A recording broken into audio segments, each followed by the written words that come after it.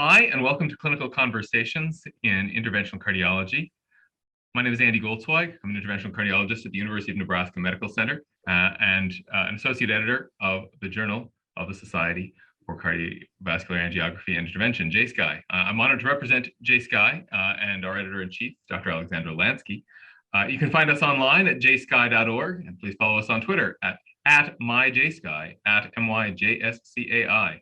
JSCAI is the home of all official SCAI documents, and we're here today to discuss the SCAI position statement on best practices for clinical proctoring of new technologies and techniques. We have an esteemed panel of internationally renowned experts. Dr. Sunil Rao, professor of medicine at Duke University, chief of cardiology at the Durham VA, SCAI vice president and president-elect, and chair of the position statement writing group. We've got Dr. Myra Guerrero, professor of medicine at Mayo Clinic, a pioneer in the field of structural heart disease, and a co-author of the SCAI proctoring position statement. And Dr. Peter Duffy, interventionalist from Pinehurst, North Carolina, with practice positions nationwide, SCAI treasurer, and a representative of SCAI on numerous CMS and NCDR committees, also a co-author of the position statement. So with no further ado, let's start out this discussion with a question for Dr. Rao. The statement provides some pretty specific guidance about proctoring, which is an area, honestly, devoid of literature previously. Could we ask you to please summarize the most important recommendations of the expert panel and how they should be implemented? Yeah, sure. Thanks, Andy. It's a pleasure and an honor to be here. It's okay. I'm going to go ahead and just show a couple of slides that I think will help to sort of clarify what the document really is all about. This document really came out of a clinical need. We were contacted by a physician who was a very active proctor for chronic total occlusion techniques and was curious actually about what the medical legal implications of that was and whether or not SCAI had any position statements on what best practices were for both the proctor and then the person who's being proctored, to try and guide some of these activities that many of us will do to try and help train other folks post-fellowship in new techniques. So the purpose of this document was really to identify and educate all the stakeholders. And when we mean stakeholders, we mean the proctors, those that are being proctors, as well as industry partners that may be involved in this, on the potential risks involved with medical proctoring, and then recommend best practices really to try and reduce the likelihood of adverse events. This is really a patient-centric kind of document. We want to make sure that the patient has the best outcomes, as well as minimize misunderstandings, making sure everyone is prepared, and then have people prepared really for any kind of unexpected medical legal liability. So the document really can be summarized on this slide, and it's really an algorithm that I can take you through. So ultimately, the risk to the proctor is highly dependent on the role they play during the procedure. What degree of involvement do they really have? Are they going to be scrubbing into the case and actively be performing the procedure? Or are they going to be largely in an advisory role? So I'm not going to read the slide to you, but you can imagine that the more involved the proctor really is in that procedure, the greater the medical legal liability that they may take on. If the proctor is really just observing and maybe providing a little bit of advice or suggestions during the case, that lessens their liability. And it's important for all the parties involved to be prepared for that proctoring session. And in the document, we outline exactly what the roles and responsibilities are and how the site that is being proctored should prepare for the proctor coming in, and how the proctor should really make sure that the site that's being proctored has experience and some education around the procedure itself, as well as make sure they have all the adequate equipment and be educated on the potential complications and how to bail themselves out. So that's really the highlight of the document. We think that it really fills a need that currently is something that the membership of SCAI really wants, and I think people will find it very, very valuable. Okay, but thank you very much for that fantastic summary. I wondered if I could ask Drs. Guerrero and Duffy to just add their thoughts as well in terms of the highlights and what they really want people to take home from this document. Well, I think that the highlight is precisely to provide guidance for not only the host physician but also the cath lab, the institution, and and maybe each institution will have different rules internally, but I think this can prompt them to develop their own protocols to provide clarity, because to be honest, many of us have been involved in this type of activities for years in the past, not fully understanding, the legal implications or the responsibilities. So I think that this document, well, I hope that this document can provide that type of clarity for all the parties involved. I would agree. I think it provides an excellent blueprint for any stakeholder to use to be able to emphasize patient safety and patient access to these new techniques.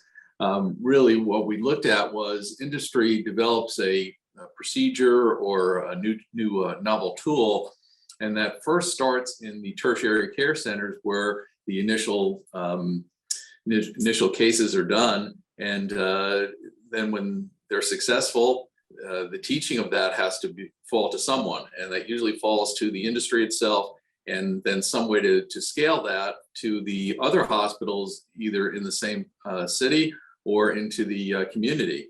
And to be able to do that, we have to have an efficient way of making sure that patient safety, which is paramount, is always honored. But we also have to have the ability to have patient access to it there. So this document really allows all the stakeholders, the payers, the patients, the cath lab staff, the cath lab managers, the administrators, hospital, everyone to have a way to be able to join together to be able to assure that we've got an effective way to, again, allow patient access to these life-saving techniques and procedures and things that improve quality of life that we want out there, but we want them out there in a safe way. And I think this document really goes a long way toward providing a great blueprint for everybody to use to make that happen.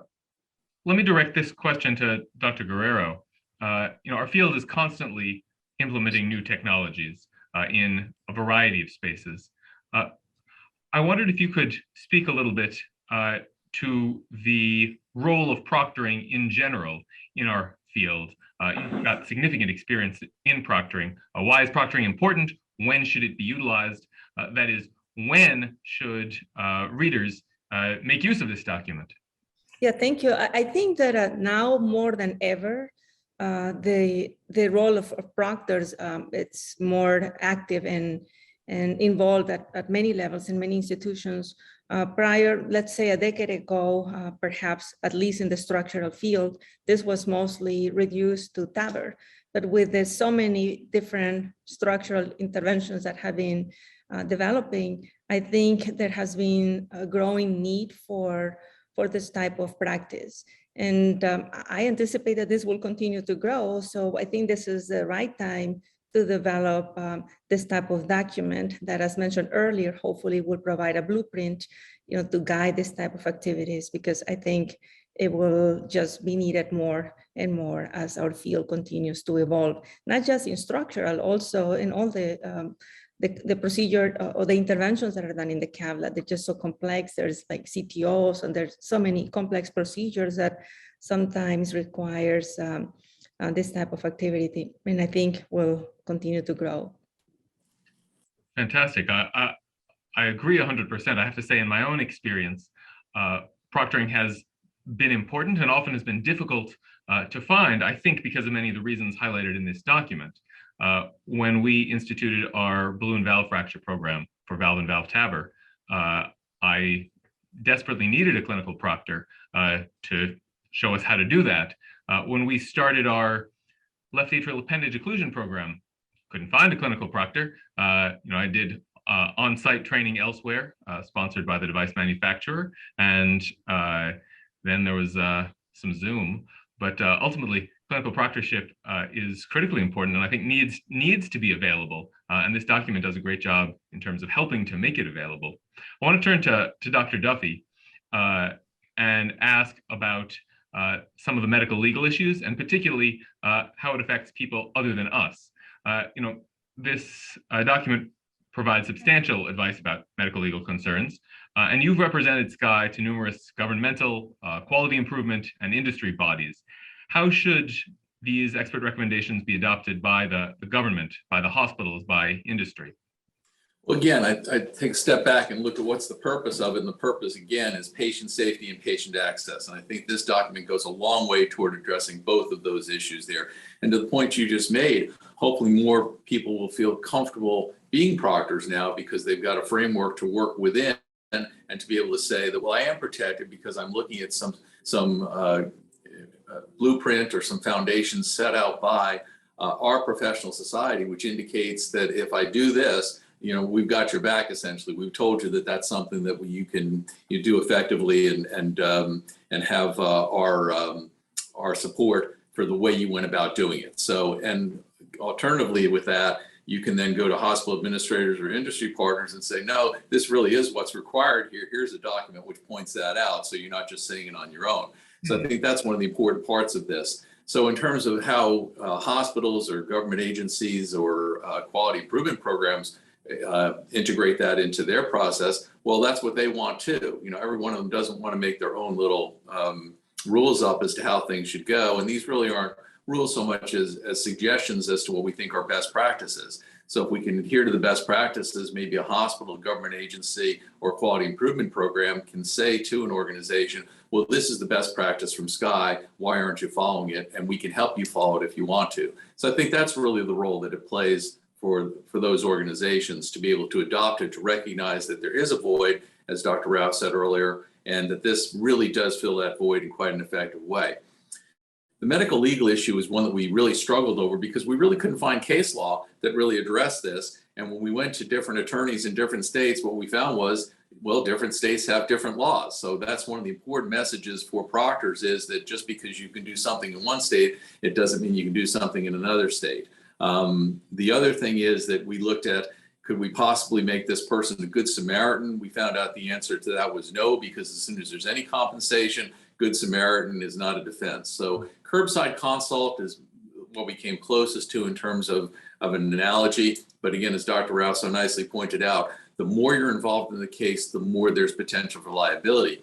But it's a balancing act, because the more you're involved in the case, the more you're going to be able to teach. And that's really the purpose being there. So, you know, it's a mixture there, it's a balance, but if it's transparent, if every stakeholder understands what's going on, and importantly, the patient understands and the patient's family understands exactly what's going on, that this is a new procedure being newly done at this institution, that the person performing the procedure may not have as long of a track record as the proctor would, but the proctor's there to assist in making sure the procedure goes as effectively as possible.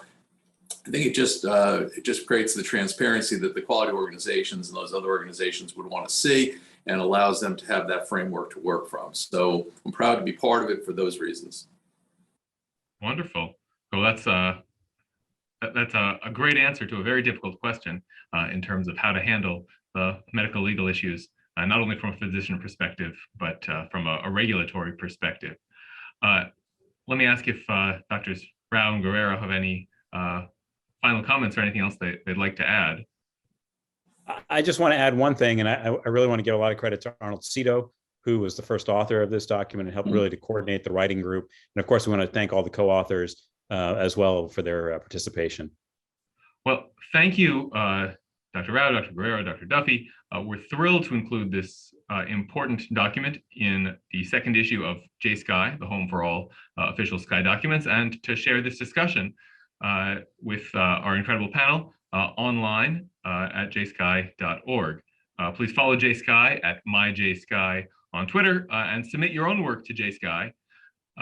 Hope to see you again for another conversation in interventional cardiology soon. Thank you all very much.